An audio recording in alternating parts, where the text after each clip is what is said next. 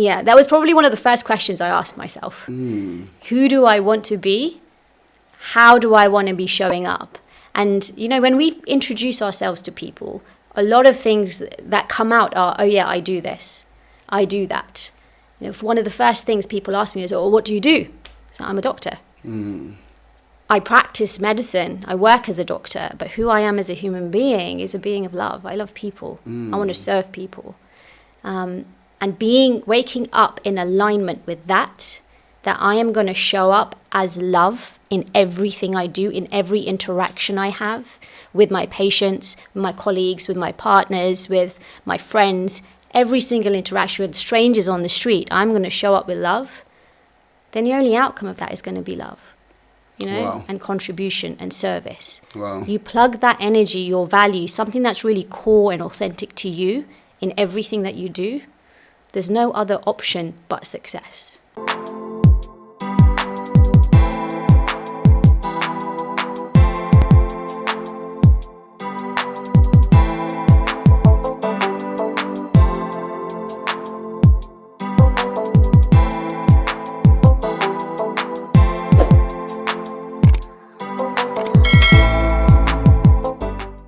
Hello and welcome to the Need to Succeed podcast. Today we have got a very, very special edition for you.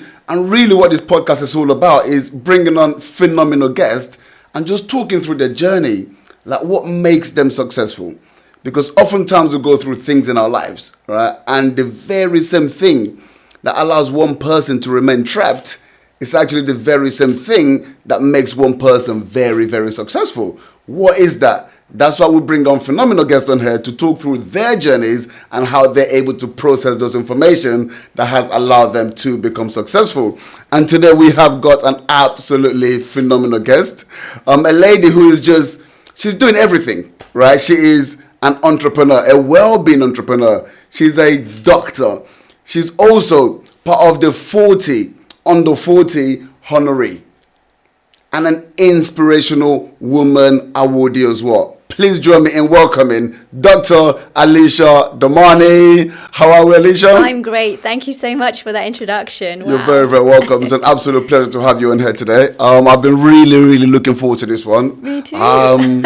Because you're just a very, very special person. You know, like your heart, you know, the way you view things, the way you view the world, the way you view people, is really, really special and really different. So I'm really, really looking forward to this today. And thank you for joining us. Thank you so much. I can't wait to have this conversation. Thank you. Brilliant stuff. You're very welcome. Well, look, the very first question as a tradition on this podcast is, you know, what does success actually mean to you? Big question. And I really believe that success is individual. It's very different for everyone. For me, it's waking up every single day in alignment. If I wake up every morning, I'm grateful to be alive, to take a breath, to have a roof over my head. That is a success, you know? And I think sometimes we are out to achieve so much. We set ourselves big, massive goals, which is incredible. And trying to achieve those, that journey is a whole adventure of its own. And sometimes we forget. We forget the little things, the little successes, the fact that, you know, I can pick up the phone and call my mom and dad. You know, that's a blessing.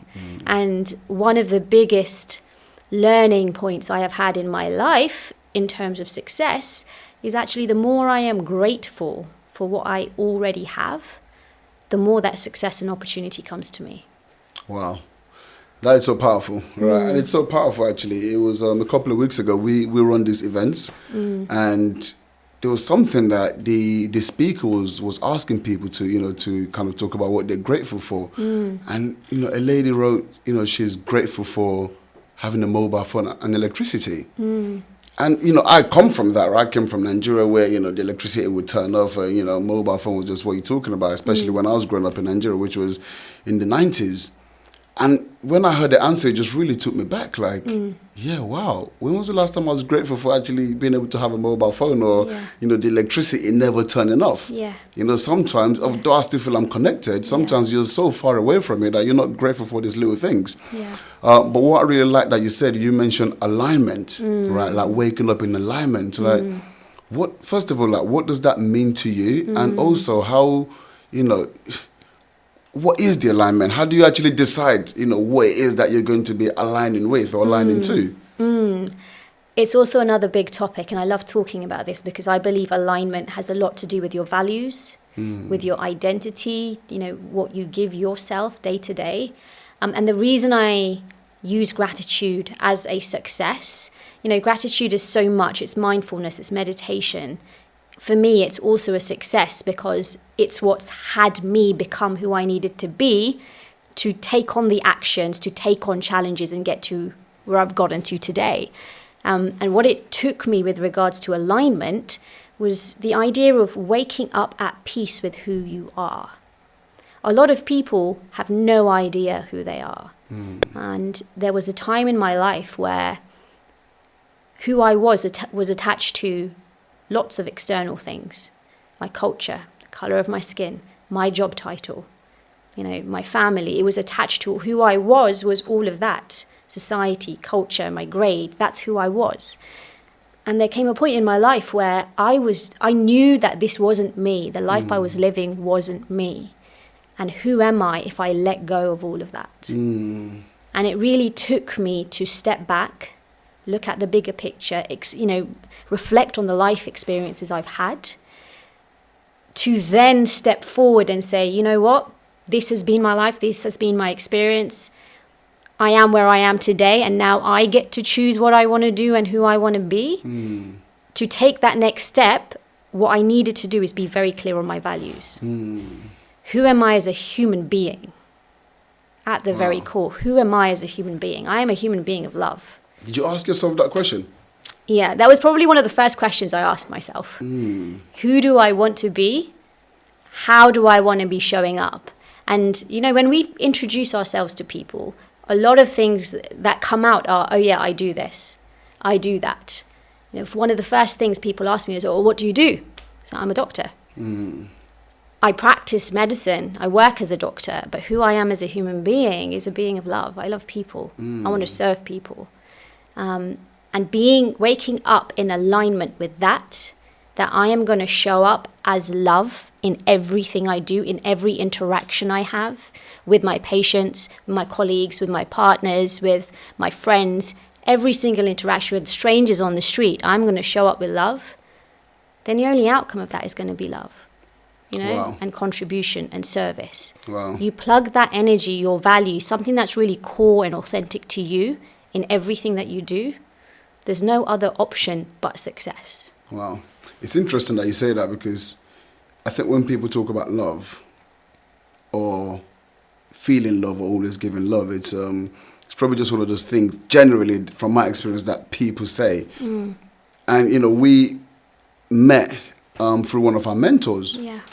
And when I first met you, I wasn't quite sure exactly how to, because I'm always good with people. I'm always able to kind of read people, and I couldn't read you just because I'm like, no one is this nice. Like, there's something in this skeleton. There's some skeleton in the cupboard somewhere. Like, this just doesn't make sense, right? But just over time, I'm like, I was saying to my partner, I'm like, that's just who she is, right? And it's really nice, to meet someone who actually just goes through life like in that way, and really, really unique as well. But just kind of going back, you spoke about your identity, who you were. You kept saying that's who I was, which tells me at some point there's been a shift. I'd really like to understand how, you came about making that shift, right? Like, who were you, growing up? Yeah. So my parents came to this country under difficult circumstances, and I've watched them work every single day, 7 days a week for my whole life, even through to today, working hard so there's food on our plate, so I can get through school, so I don't have to struggle financially when I'm at university, so I can live a life of freedom. And I still watch them working every single day. That's who they are for me, And it's really, my life's work is there to serve, but it's rooted in them. And so my identity when I was growing up was very much attached to, okay, I work like they work. I have to hit good grades at school so I can be successful. That's what life was all about. It was never about let's have the freedom to choose what we want to do, because that could be unsafe. They came to this country with nothing, and they had to work hard to really survive. Yeah. And so that's what was instilled in me. You work hard and you'll be fine. You keep working hard, you'll be fine. You'll be successful, you'll be stable. Do you remember, at what point did you sort of realize that your parents were working hard? That's all I remember. That's all I remember. I have 3 siblings, and we're all sort of a year and a half apart each. And my parents would go to work at 7 a.m. They wouldn't be back home till 9 or 10 p.m. And so I was the eldest girl of the 4 of us siblings. And so naturally I fell into sort of the mothering category, and, you know, walking us all to school and back, making sure we're getting our homework done, making sure we're having our dinner. So then by the time mum and dad get home, it's like bedtime, ready to, you know, getting yourself ready for the next day. That's just the natural character that I ended up falling into. So I had a lot of responsibility from quite young on. And there was a part of me that I remember feeling like I wish I could do more, because we hardly ever saw our parents because they were at work. And whenever we did see them, they were always like, have you got your homework done?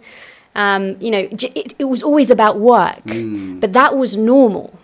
It wasn't like, oh my God, we're working too hard. This was normal. This is how life was meant to be lived. That was the experience as a child growing up. At what age are you, got all these responsibilities? Obviously, you're the elders, walking everyone to school, looking after. Like, what sort of age are you? Yeah, so I remember it to as far back as when I was 8. 8? Yeah. Okay. Yeah, to as far back as when I was 8. And when did you start thinking you wish you could do more? When I was at college, doing A-levels. So going through school, I realised I was very creative. And as much as, I was good at maths and English and sciences, I loved the arts. I loved sewing. I loved painting. I loved music. Music has been a huge part of my life. And every shift I've had in my life, music's been a part of it. It's been a very spiritual journey for me. And when I went to college, it felt like I had a little bit more freedom to participate, because there was a students' union in the talent shows, and, being part of a team to create an event and just be a bit more creative with my life at school. And at that point, I realized that actually, I love this. This stuff pulls me. Creativity pulls me. I was still doing the sciences and maths at school. I was geared up to go to medical school. And when I went to medical school, it was one of those decisions that very much was, it's just the next step in the process. I never asked myself, is this truly what I want to do? It just made sense to do it, because it was the most secure and safe career at the time, the most financially stable, and anyone... a bit of culture comes into this as well. Anyone who's good at sciences and you want to help people, become a doctor or a nurse. The mindset is as such, and there's nothing wrong, with the mindset at the time, because it comes from a place of wanting safety and security. But, in the world that we live in now, the freedom that we have. Was that from you though? Because I know, being of, African descent as well, it's either going to be a doctor, you're going to be a lawyer, lawyer, a dentist, something like that, right? It's just like, this is it. This is the options for my son. This is my daughter's going to be a lawyer, right? So, and if you're not successful, absolutely, right? Absolutely. Yeah. So obviously you're speaking about, you were saying this is something was a natural path. It was a successful path in terms of monetarily, but was it your path? Was it something that you were consciously saying, well, this is actually... it's a good career, it's gonna bring me income, or was it more derived from your environment? It's a bit of both, but it was very much a logical decision. And sometimes when you go too logical or too analytical, you kind of lose the authenticity and what's truly there, and the emotion and what you need to keep you going. When life gets challenging and you can't find your own inspiration and motivation, what keeps you going is your why. Why do you do what you do? When you hit rock bottom, when you are in your most challenging moment in your life, and you just can't see the light, what gets you back up is your why. You know, and when I went into medicine, it was very much a logical decision.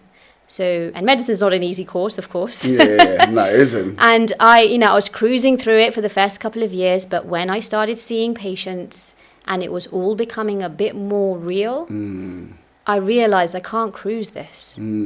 I really have to be invested in this because people's lives are at stake. I make a decision and someone's life is at stake. Wow. You know, that's the burden of the career, and I felt that for a very long time, which made me question, do I really want to become a doctor? Do I really want this? Because if I do, I have to be all in. And I just couldn't decide for myself because there's this guilt of stepping away from a very reputable career that you've worked hard to achieve. There's a lot of external pressure of what's the world going to say, what's my own family going to say, what are people going to say, as well as who am I if that's not the course I'm going to study. Is this happening while you're studying or after you've graduated? So you're having these thoughts? Yeah, so the thoughts started while I was studying. The thoughts Wow. started while I was studying. For being someone who, you know, I was honoured and privileged to do really well at school. You know, I smashed my grades, and to get to medical school, and everybody in your year group are people who smash their grades to get into medical school. You're now one of the average. and to keep up, you need to keep passing those exams, getting your coursework done. And my grades started to go down, and that was the first time I had ever experienced you know, grades. Not being the best. Exactly. And you begin to judge yourself for it. Yeah. It's you know, you're a human being. Like, I'm not good enough anymore. Everyone's got some element of, I'm not good enough for this. I don't know if I can do this. You know, and if your identity is attached to these external validating factors, you know, this is, I do love that we have an education system here, but I don't think it works in a way that could truly empower our students, because we are attaching ourselves to grades. 100%. Our success and our identity is attached to an end result. And for me, success is never the end outcome. It's the journey that's lived. It's the adventure that's lived. It's being battered to the ground, falling flat on your face, and having something in you to stand back up again. Can you explain that though? Because obviously everyone's told to write your goals, you know, and focus on your goals, and you know, the goal is the end goal, right? And what you've just explained there, well, actually, that's not the end goal. You know, you're talking about the journey and the process. Like, can you just expand on that a bit more? So, when you reach a goal, there's always going to be another one. So, when do you really achieve success? Because there's always going to be the next thing. Now, for me, and what a lot of people don't know is, 7 years ago now, I resigned from my profession, burnt out, overwhelmed, no idea what I want to do with my life. I've spent years and years and years, you know, getting the grades at school and college, getting into medical school, graduating, working, and now I want to step away. What do I do? And the courage and the time that it took for me to actually make that one decision and fall into the trap of, oh my goodness, who am I anymore? I am a failure. What are my parents going to... You know, just all that drama in your head. It's there. We're human. We have all of that. It's a survival mechanism for us. You know, our brains are wired to keep us safe.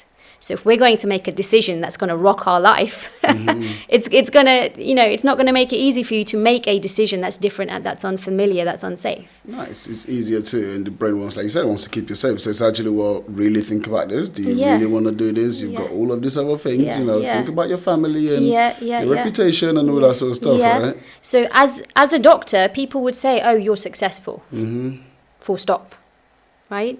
But I was waking up every day tired, dragging myself out of bed, serving patients unhappy. Who wants a doctor who's unhappy with their life? Nobody. Nobody wants a doctor who's tired. Nobody wants... You know, you're going to them with your problems. The last thing you want is someone who's not on it, who's not ready to take on your stuff, you know? 100%. And I was beginning to show up that way, and that bothered me. So when I resigned, it was a good couple of months of me feeling like I'm okay, I'm going to move to London, I'm going to do this, this and this and take on this job and try a different industry. And that was my coping mechanism and my survival mechanism of, hey, I'm Superwoman, I can hack anything and I'll just do it. But what I failed to do in those couple of months was really just take a step back and be like, who am I? I needed to do that again. Who am I? What do I really want to do in my life? How do I want to be showing up every single day? Well, I want to come back to that, but just because you had a period while you were studying, right, where you were consciously moving backwards because now you're being challenged by other people who are just as superior intellectually, as you were, but they were performing better for whatever reason. It might be, you were feeling insecure, feeling like you weren't good enough. But you still completed, right? Yeah. You still went through another 3, 4, 5 years, whatever it might be. First of all, why? Yeah. And secondly, how did you make it through? Yeah, and how did you convince yourself to keep going? Yeah, so I had the self-belief that if I put my mind to anything, I will smash it up. I just needed to put my mind to it. So the period of time at medical school when I was questioning, what am I doing this for? Why am I doing this? It's not me. I don't think I like this. I don't want to do this for the rest of my life, but this is where I am. I should be honored to be here. There's somebody else who wanted to be a medic and I've taken their spot and now I'm not even grateful for it, blah, blah, blah. You consciously, because obviously I know who you are now, which is brilliant, but even at that point were you this consciously aware of, well, actually I should be grateful, I should have gratitude? And that's what kept me in, actually. It's the awareness that I have something and I am privileged to be at university. Lots of people don't get into university. No. I'm privileged to be at a medical school. I know how competitive it is to get in. I got a spot. Be grateful for that. How do you develop that though? Because, how old were you at uni? It's 18 to 23. At this point, Yeah, so early 20s. How did you develop that? Because that's something that I'm still struggling with now. Yeah. And I'm, 35? Going on 36? Yeah. What circumstances allowed you to have such, I guess, maturity, that age, to understand that consciously? Yeah. I mean, I think my maturity came in quite early in my life because of the mothering figure that I had to be. And that had me develop patience, develop understanding and empathy, for my siblings, for my family, to be someone who observes a lot, who takes on a lot of energy. And I'm a bit of an overthinker. I will think more than I speak, generally speaking. And I think that just allowed me to really be present to my thoughts. Overthinking is not always the greatest skill to have, but there are times where you can really expand your mind and get present to what you're thinking. And at medical school, there was guilt for even questioning this. At the time, I didn't have the awareness of be grateful, but it's also okay if I don't want to do this. At the time it was be grateful, you're privileged to be here, do it. There's different layers, isn't there? There's different layers, absolutely. And for me, it was always my parents. My parents are my why for everything, my heart and soul. And I keep going for them. I keep going for my mom and dad. And any time I've had a challenging situation, no matter what my mind is going through, the layers that it goes through at the core, the moment I get to the realization of, I'm doing this because I know I can. If I put my mind to it, I know I can. And then the outcome of that, the success of that is the ripple effect to my parents. I can free them up. I can show them the world. They can be proud of me, and they're proud of me regardless. But they've lived a hard life. And I'm here to free them up and have them live a life of freedom. And so through all the drama, and one thing I've realized about myself, and I still do this today, is I have to speak out what's in my head and heart and my soul to get to the core.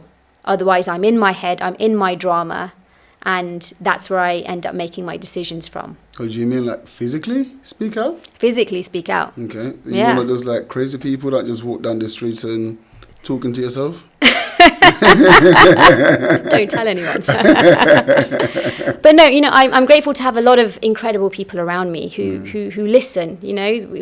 I share a lot, and through sharing, you do share the burden of what you have, and actually, the more that people release from their bodies and their minds, be it out in nature for a walk, be it speaking it out, be it through other forms of expression, through music, through dance, whatever works for you, through journaling as well. A lot of people journal to get their thoughts out. That's how I get my thoughts out. Yeah. Exactly. And once it's out, you now have a clear mind.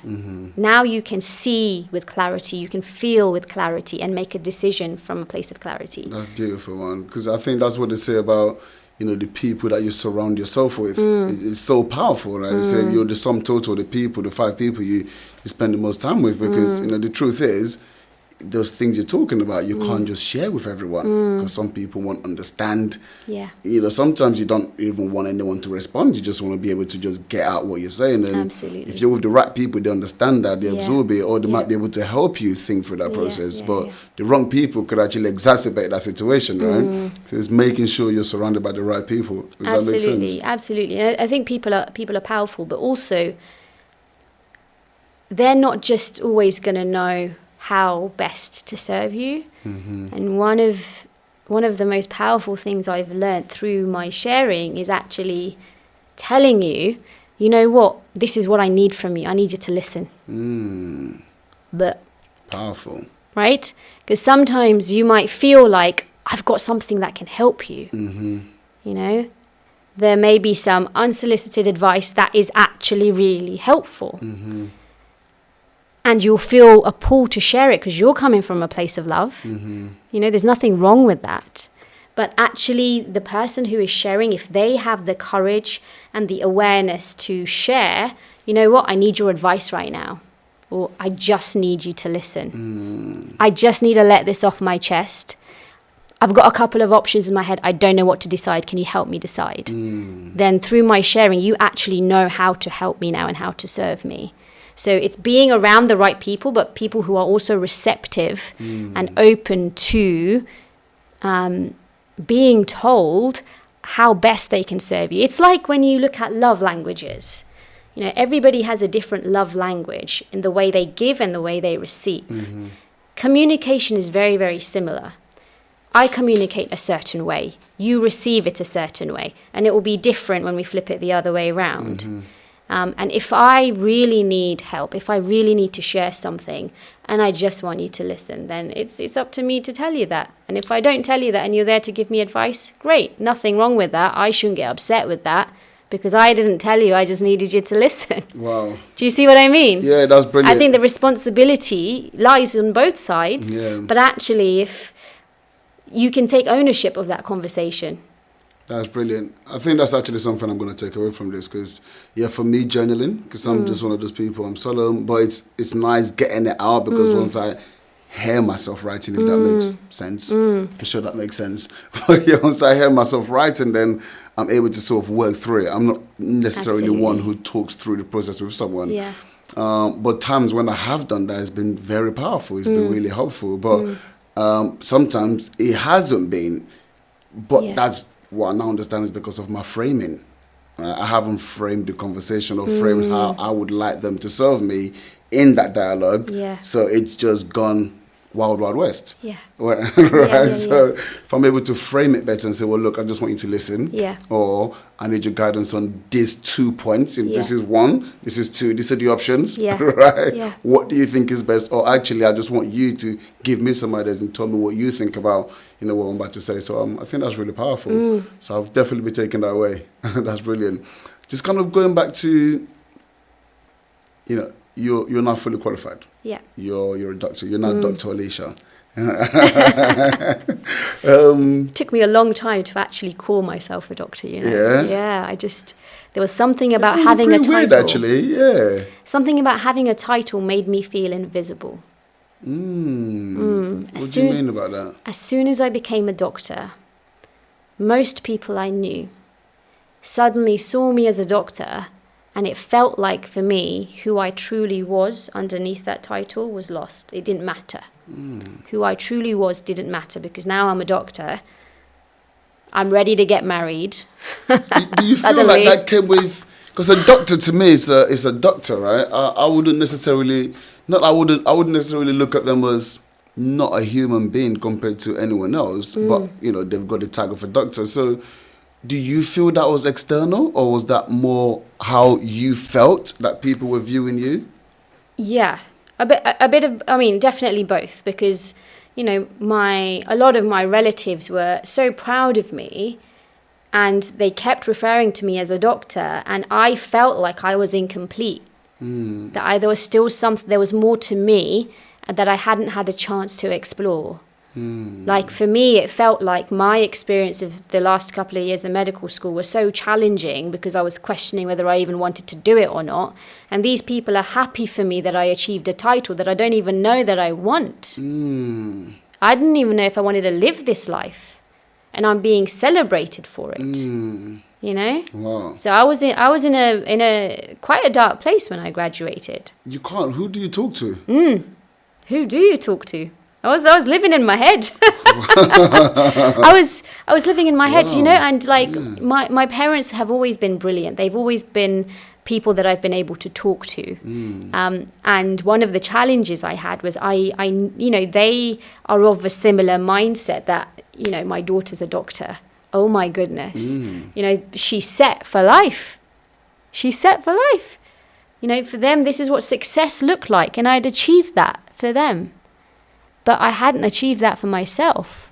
So how do I share this with them in a way that doesn't upset them? I don't want to, you know, rebound and be like, I hate that I did this. I don't want to be a doctor. Like, I wasn't in that place. And I think I've always been someone who feels energy around me.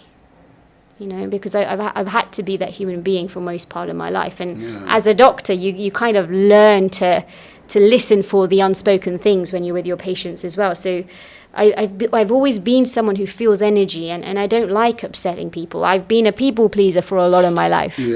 And that has its own mega challenges, because you keep doing what you're doing so you don't upset other people, except you're upsetting your own self. And then what kind of a life are you living? Who are you showing up as if you're unhappy with yourself every day? It's the same kind of thing that I preach, you know? 100%. I had one of my mentors say to me that you've got to become selfish to be selfless. Absolutely. And it sounds like a conundrum, but I think it makes sense. Yeah. It certainly makes sense to me. The way I've analysed and the way that I've implemented in my own life and business, I think it does make sense. I mean, what did you do? Yeah, so I spoke to my parents, and what I realised after a little while was I was expecting them to understand what it felt like to be me. And I'm so glad I came to the realisation a couple of years later that why would I expect anybody to understand what it is like to be me if they are not me? They haven't lived the life I have lived. They haven't gone through the challenges that I have gone through. Why am I even having an expectation for them to get it? But I was in this space of, I just want somebody to understand. There is nobody that understands me right now. It's isolating. It was a very lonely time in my life. You know, and I had to figure that out for myself. And it got to a point where I was showing up to work, and I pride myself in my professionalism. When I'm at work, game face is on. You know, nothing can break me. I am there. I'm going to do the job, whatever it takes. There was one moment on the ward where there is a consultant that I work with who's known as one of the happiest consultants in the hospital. And it's a strange thing to have because, you know, the NHS is a stretch system. Everyone is overworked. Everyone is always tired. You know, there's always stress around you. And this consultant comes on, and most of the times the consultants will be like, okay, which patients do we have on this ward? Who do we need to see? What decisions need to be made? This one will always come on and ask, how are you? How are you doing today? Sounds like you. And I was at a point where I'd had a difficult conversation with a patient and I didn't have a chance to decompress or debrief. I was overworked that day. I saw him coming down on the ward and it was like, game face needs to come on. Open the notes. I knew he was going to ask me how I am and I didn't want to go into that conversation. And when he did ask me, I went straight into, your patient so-and-so has come in because of X, Y, and Z. And you could see his face, a smile just popped up because he knew that I'd completely ignored the question. And he sat me down, said, how are you? And it was the first time I got emotional at work. You know, first time in a moment that I didn't want to be. And that hit me. That hit me hard because that made me feel like, okay, this is a moment I don't have control of my emotions. Normally I do. Normally I have enough in me to hold myself together till I find a corner or a room on the side to release. And this moment I couldn't. And we had a great conversation. I went home that day and that was probably the first time I made a decision that something needs to change. Something needs to change. And I had a chat with my parents that I need to figure out my life. You know, being a doctor might be it for some people, but I know that that's not all and soul who I am. And at the moment, I'm blaming my career for the fact that I'm waking up every day unhappy. I blamed my career. I thought that was it. It's the career. I hated it. I hated it. Something needed to change. And how did that conversation go? I think they realized that I was at a point where there's nothing they could say that could change my decision that something's going to change. Even though I didn't know what it would look like, they didn't push. Normally they would say, you know, keep going, it will get better the more senior you get. And I think there were moments where when I had it together and the capacity to really take that, it was, yeah, but you don't know what it's like. You don't do the job that I do. It was this kind of vicious circle of, I will speak to you and they will try and help me when it really wouldn't. And then I had this expectation that I wish they got it. And then the realization of course they won't get it. And, you know, you're just in this dark place so trying to... So there had been previous conversations before this particular final done. Yeah, and I think that final conversation they realized. And it wasn't, I'm done. It was... something really needs to change. And I don't know what that looks like, but this is what I'm thinking. I need to step away from the profession. I trust myself enough to figure it out, but I don't know what I'm figuring out yet. And of course they're worried. They're my parents. Worse. What, you haven't got a plan? But I think they knew me enough to know that she will figure it out. You know, I've hit the grades at school. I've gotten to where I've gotten to. It's going to work out. And if not, they've got my back. That's one of the first things they told me. Do what you need to do. We are here. How did that make you feel? Blessed, humbled, still watching them work 7 days a week. And I'm a doctor and they're telling me, we've got your back. You know, there's... I was soul searching after that point, and... to be where I was, where I knew they were proud of me, to step away from all of that. It was a big decision. And to feel like I should be at a point now where I need to tell them, like, Mom and Dad, I got you. You can step away from your work. And they're still telling me, we've got you. There aren't the words to describe what that truly feels like, you know, and... I just feel really blessed and humbled to have them as my parents, to have gone through what they've gone through and still be there and let me discover for myself, even though they have no idea what that feels like, what that looks like. You know, they've lived a certain life that's looked a certain way for as long as I can remember. Yeah, I mean, it just really goes to show that, ultimately love does cure all, right? Because, It's probably where I get my love from. yeah, that's what I'm alluding to, because the Unconditional. truth is, coming from their experiences, their lived Yeah. experiences, what, they believe innately, for you to have gone out there and actually made it happen. From their point of view, she's gone out there, she smashed it, she's like doctor, all of that. For you to then come back and say, well, actually, this is not it, and to figure it out, and for them to just look at you and say, well, we can see the intensity, we can see what this means. You know what? You just do what you got to do. We're going to support you anyway. Like that. Yeah. That's a lot of love, right? Yeah. That's where that's got to be it. Where unconditional love actually comes from. Yeah. And and life wasn't easy as a child, and my parents were also they wanted me to do well, all of us to do well at school, so it took discipline, it took us working hard and getting our homework done, and as kids we're always challenging our boundaries, and when all kids aren't always straightforward. So for them to bring four of us up and to give us all everything, I think that really was the root of where unconditional love and the sense of it kind of came from for me. So what happened then? Because you're still a doctor. I'm still a doctor. Right. But you left. I left. I'm assuming. Well, Yes. What happened? What happened? Yeah, I need to understand okay. that. What's this journey? So 7 years ago I resigned. Okay. Hating the profession. Yeah. I moved to London with some savings in my account, unemployed. I decided to live in Canary Wharf of all places. If you're going to live in London. My savings didn't last very long, I'll tell you that. I worked in a wedding boutique for a little while. I loved embroidery. I loved stitching, and I did embroidery on wedding gowns for a little while, and it was great because I got to meet these amazing couples and be a part of their journey. Didn't pay the bills in Canary Wharf, but I loved it. I was beginning to throw my hat over the wall and just trust myself, trust the journey. I'd actually gone to a personal development seminar at the beginning of this. Who was that with? It was with Landmark Worldwide. Okay. And it was just a 3-day program. And personal development was never a thing for me. They don't teach you that at medical school. There's no world of personal development for medics.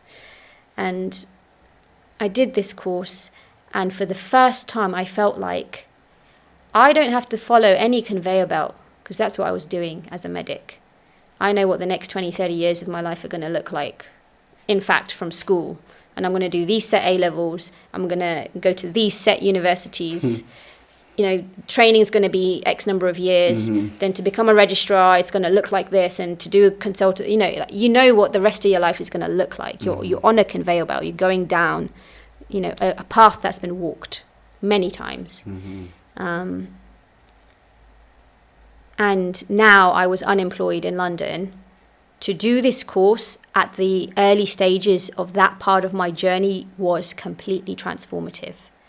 It's how do you try new things when you have no idea of the world of possibility that is out there? You know what you know, but there is a whole world of things that you don't know. How do you tap into that? That's what this course taught me. How do you tap into things that you have no idea exists? How do you have conversations with people that you don't know that are inspiring? What do you talk like? All I'd ever had were conversations with patients and doctors and my family. That was it. Wow. And it made me realize that I can create my own opportunities. Isn't that crazy to think though? Like when, just describing what you've just described there, the people you were speaking to were patients who are obviously looking to you for help, doctors who are also in a similar position to you, overworked, stressed out, all of that, and your family members who are really happy for you, but they didn't really understand truly what you wanted to really do and become. Yeah. It's crazy. Yeah. It's isolating. I've used that term already, but I never labeled myself at the time as burnt out. I was waking up tired. I had all the signs and symptoms of burnout, but I wouldn't label myself that way because, hey, I've got superhuman complex here. I can do anything. Give anything to me. I will smash it up. There's just something that doesn't work, so I'm going to step out. Yeah. what I wasn't accepting, that I had a mental health problem. Wow. That's essentially what it is, right? Like, you're in your head, you're trying to, juggle all of these thoughts yourself without really having the tools. Like you said, you hadn't gone out there and worked on personal development, the tools to actually really solve it. Like, how did you find this personal development training? How did you come across it? Yeah, so it was this consultant, that the happy consultant on our ward. Okay. And the reason he was happy is because he does a lot of personal development work. And he introduced me to that world. And I'm so glad he did, because that's when I found the courage to throw my hat over the wall, to try new things for the sake of trying it, not for an end goal. Just go be playful with life. When do we go and do things just to be playful with life? We live life for a certain outcome. Most of the times we have conversations for a certain outcome. We make deals. We do everything we do. There is a reason we do it. When do we do things for the sake of just doing it? Yeah, very true. With that level of freedom. When I got a sense of that, it was literally like, I worked in this wedding boutique for a little while. I then realized that I loved, one thing I used to do is for birthdays and anniversaries, I'd go OTT on sort of interior design and whatnot, balloon arches and banners and whatnot. And I loved doing that for people, because these were occasions where people were coming together to celebrate. Yeah. It was happy. And so I worked for a little while in the events industry and in events technology, ran a couple of international medical conferences, and it was like, I love this. This still isn't quite it. And I began this active pursuit of, what do I really want to do day to day? Who do I really want to be day to day? And there were times where that blurred, and I didn't have the distinction of who do I want to be versus what do I want to do. But that was part of the journey. Try some things, see where I'm heading, realign. Try some other things, see where I'm heading, realign. Does this align with my values or not? And I realized through that I actually missed medicine. Wow. And I never thought I could feel that way. Wow. I never thought I would ever come back to medicine because medicine was the problem for me. Wow. So the realization that medicine wasn't the problem, it was the system that burnt me out. What question did you have to ask yourself to come to that? Because Tony Robbins speaks about, if you having thoughts, then just ask the right questions. If you're able to ask powerful questions, then your brain is going to kick into gear to find the answers to that, right? How did you come back to that full circle? Yeah, I'm not sure if I asked myself a specific question, but I think the more things I was trying, what I missed was the interaction I had with my patients. The fact that not even the medicine, but the fact that there's somebody sick that I can have a conversation with and transform that moment for them and their family. One of the areas I work in is oncology and cancer care. And so the conversations can be quite heavy. It's life-changing for a lot of people. A lot of people don't have the time, and I'm having to have these conversations with them. And it's not even about the medicine anymore in those circumstances. It's not even about chemotherapy or radiotherapy or treatment. It's about being human. Wow, someone who cares. Yeah. And that's what I missed about medicine, that I have authority as a medic to know the science of health and conditions.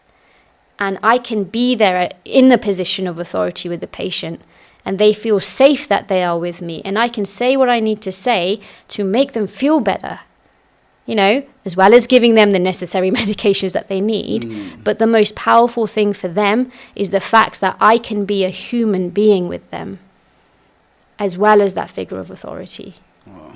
That level of trust. Wow.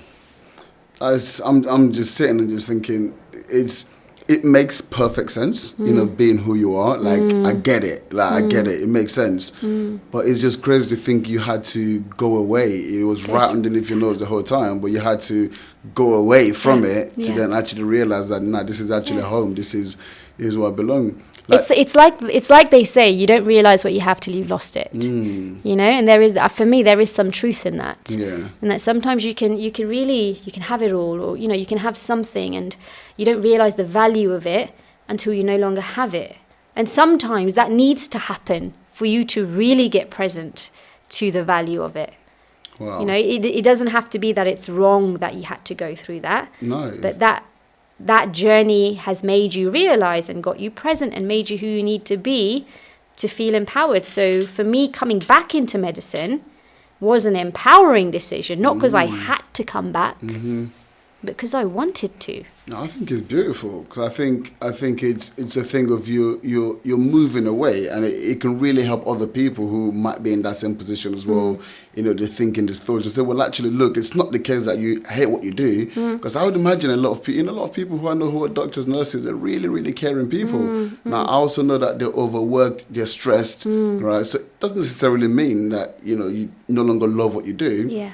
Maybe you just need to recalibrate and understand, Absolutely. you know, what's going to be the best version of me to actually serve people, right? Absolutely. You know, you've had to go away to do that. You know, hopefully maybe it means through your journey, through your conversations, other people don't have to, you know, sort of take the same steps. Yeah, absolutely. And, you know, the power of personal development is immense, because I could now bring that into my consultations with my patients. And to be able to coach patients in a consultation rather than taking a medical history and, you know, all the usual stuff that we do, to be able to coach somebody on their condition and reframe how they see it. You know, that really, it takes a different kind of skill to what I learnt at medical school. Yeah. And it makes me think, you know what, if there was an element of coaching at university for every course, where people really experience the power of coaching and are able to deliver a level of that in their products and services, that, you know, in their jobs, whatever they end up doing, how much more impactful would that be? Wow. You know, it's why I became a coach. I was just about to ask you that question and just say, I think I know the answer, right? But like, you know, why peak performance coaching and why wellness? Like, it makes sense to me. Yeah. You know, but can you just give us that journey? Yeah. So I'll give you like a fast forwarded version. So I came back into medicine wanting to be there, but I also knew that I didn't want that to be everything that I was. I knew there was more to me. You know, we are multifaceted human beings. We can live multifaceted lives. It was a matter of creating that for myself. So I went back as a medic. Another part of what I do as a medic is I work in ophthalmology, so as an eye surgeon. And naturally, a lot of eye surgeons go into medical aesthetics. So I trained in aesthetics and launched a business. I established my business, and that was the first time I felt like a bit of an entrepreneur. You know, established my business, had this side gig going on in aesthetics. You know, I was good at it because, you know, I'm good with my hands on the face as an eye doctor. And the more I did that alongside medicine, I got the fix of, you know, empathy and connection and conversation through the NHS with my patients. And I got a hit of, you know, this is what it's like to run a business. But it didn't quite sit well with me because I was turning a lot of clients away in my business. They would come to me with a photograph. I want to look like this. And I would be like, I am not doing that to your face. What's the problem? Yeah. You know, I don't think there's a problem with people wanting, you know, cosmetic procedures or anything like that. You know, these things exist, and whatever makes you feel good. I think there's a deeper layer to that, you know, in terms of psychologically and mentally what's running the show for you. And I think when I realized that, I wanted to do something that was a little bit more wellness from within, which is where I discovered, I transitioned my business into more of a wellness from within business. And I started running that, and that fulfills me even more now. That's beautiful, by the way, because, look, like you said, everyone's got their own journeys and, you know, whatever reasons they want to do certain things. But, you know, I see some of them and I'm like, what's happened? Why have you done that, right? You know, like you said, there might be more things internally that needs to be done. And for you to have a successful business where you got people knocking on your door and you saying, actually, like, nah, this is put a telescope on the problem. Yeah. So actually, I'm going to pivot and go into a business that actually solves that problem. That's beautiful. Yeah, yeah. And it took me to invest a lot of money in my training in aesthetics, going all in to realize this isn't quite it. And it took me back to the feeling of doing medical school, doing all of that, investing so much time and, being in so much debt and feeling like, this isn't quite it. I'll tell you what, you definitely committed the process, aren't you? Yeah. Well, you know what? The more it happens, the easier it gets. Yes. In fact, I take that back. The more it happens, the stronger you get, rather than the easier that it gets. Because the same feelings come up, the same emotions and challenges, fears, the anxiety, the same things still come up. You just have a toolbox of stuff to handle that now. Amazing. And so to run a business and to be in the NHS where I've got my seniors saying, okay, so when are you really coming back and sitting your exams? And me telling them, you know what, that's not my journey. I'm here to serve and I will give you 100% of myself every shift because I'm choosing to be here. I also want to run this business. It comes with its challenges. I haven't been trained in business. You learn any entrepreneur will know what the journey is like to run a business. It's never plain sailing. And I got myself a coach to help me through that. Lots of ups and downs, but the progress I made with the coach compared to me trying to figure it out on my own and Google everything. Of course. Like literally, the progress I made in 3 months was far more than the progress I'd made in 3 years doing it myself. Yeah. And that's what made me realize, you know what, if someone can help me shift my mindset, really hone in on my routine, on my habits, and have me become high performing for myself and aligned, I would love to do this for other people. Especially for doctors, because I know what it's like. I know what the system is like. I know what life is like. There's so much conversation around burnout and overwhelm. And through the pandemic, everyone is so much more in tune with their well-being because it forced you to stop and question, what am I doing? Why am I doing this? I've been made redundant. What do I do now? What do I really want? Wow. Yeah. And I feel grateful for the journey I've lived because it's had me become a coach, become an entrepreneur. And the reason I chose high performance coaching is because I'm around high performers all the time, but they're not performing at their highest level. You see the potential and, just like for me, I know there was so much potential in me. I wasn't living it. Wow. It took my journey for me to get to a point where I could say, you know what?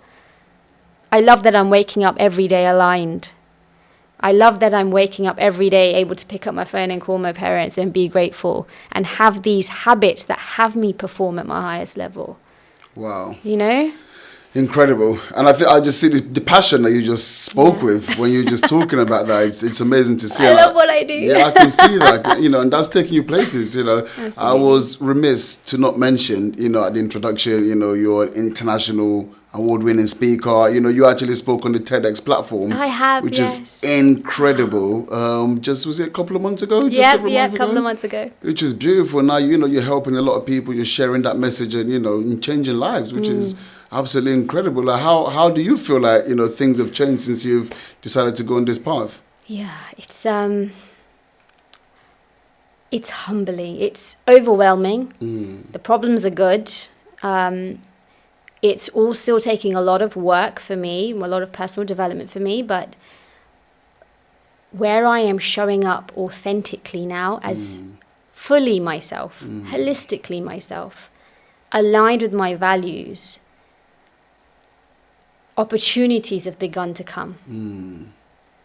It's things that I haven't necessarily aimed for specifically, but I'm showing up regardless. I'm showing up aligned, I'm showing up authentic, and people see that.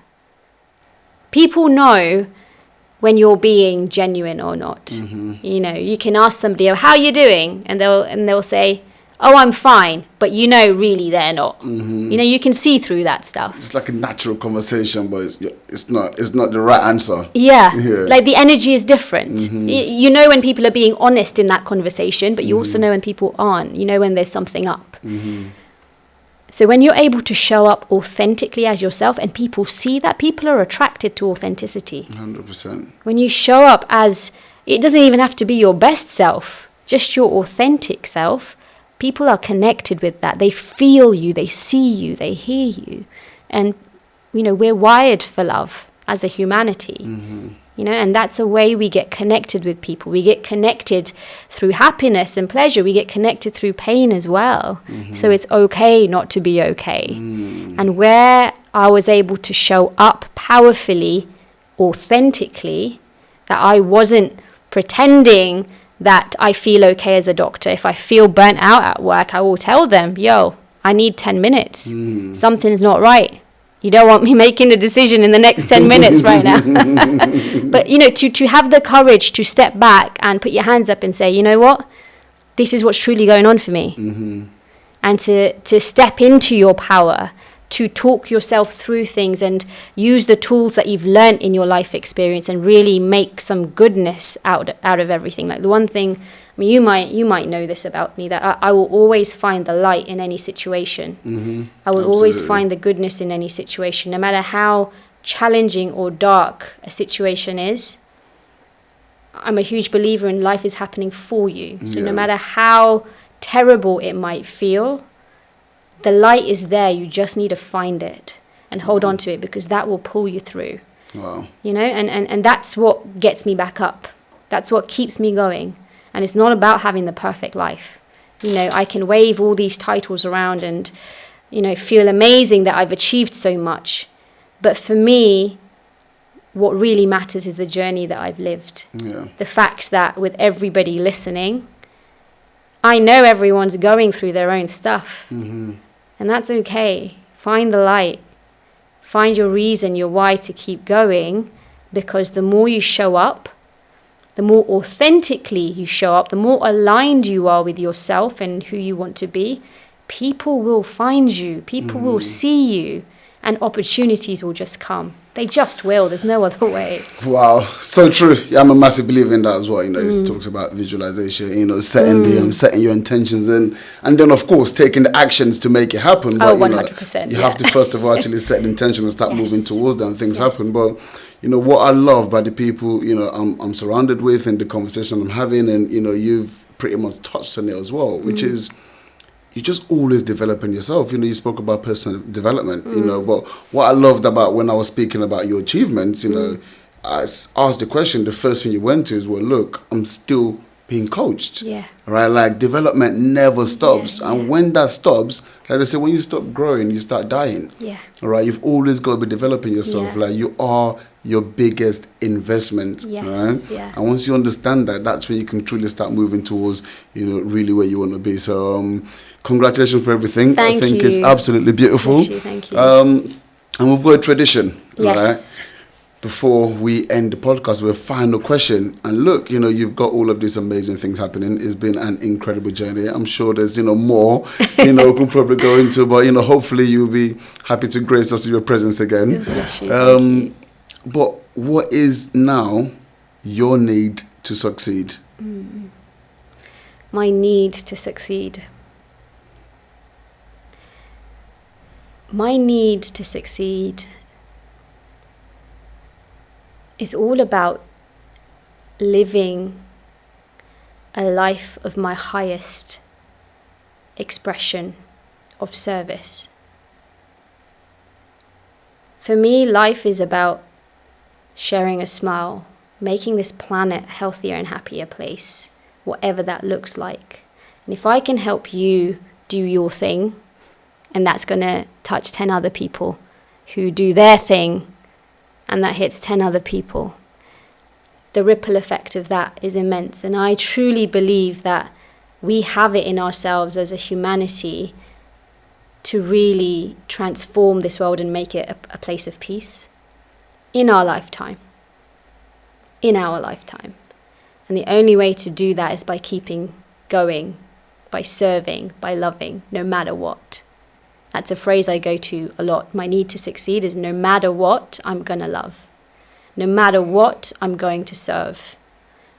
Throw what you like at me. It's not going to throw me off. I'm going to love you anyway. Punch me, I'm going to love you anyway. Might give you a bit of a slap and a wake-up call.